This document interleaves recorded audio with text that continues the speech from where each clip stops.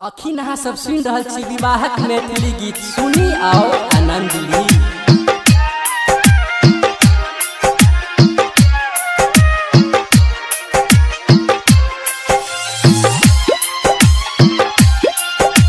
Music director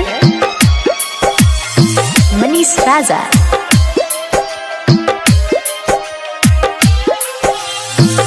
बानी हम गरीब बहिन का हम बताई, पानी हम गरीब बहिन का हम बताई।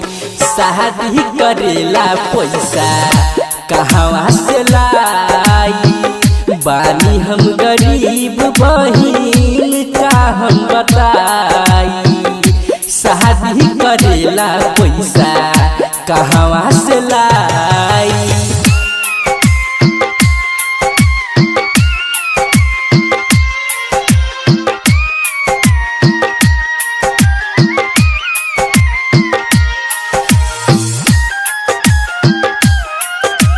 म्यूजिक डायरेक्टर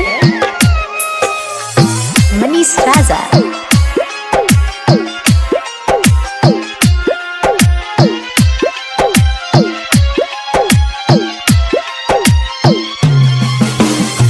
लड़का के पापा हवे दहेज के भुखाई, मांगेला रुपया पैसा और गाड़ी पल्सर हो।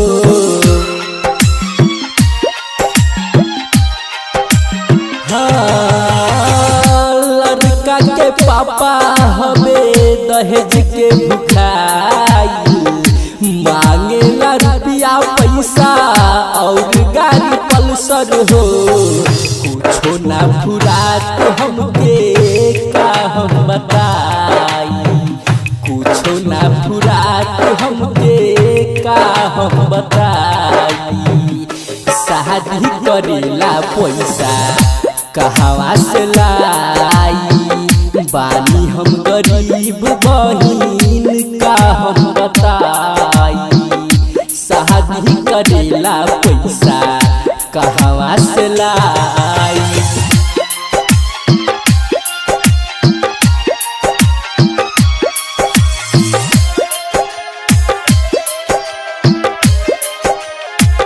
म्यूजिक डायरेक्टर मनीष राजा।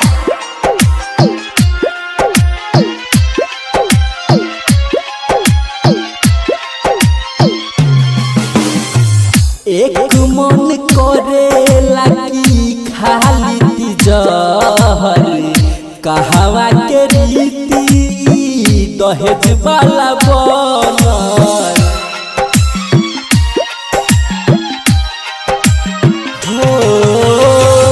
एक मन करेला कि खाली तिजहर, कहवा के रीति दहेज वाला बनल। बीत गइल खेती औरी घर बिकाई, बीत गइल खेती औरी घर बिकाई।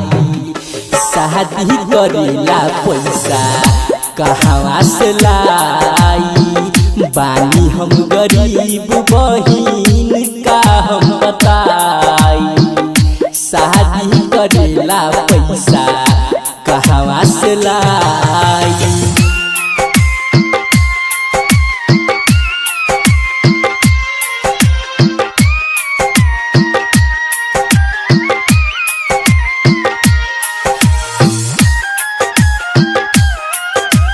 म्यूजिक डायरेक्टर मनीष राजा।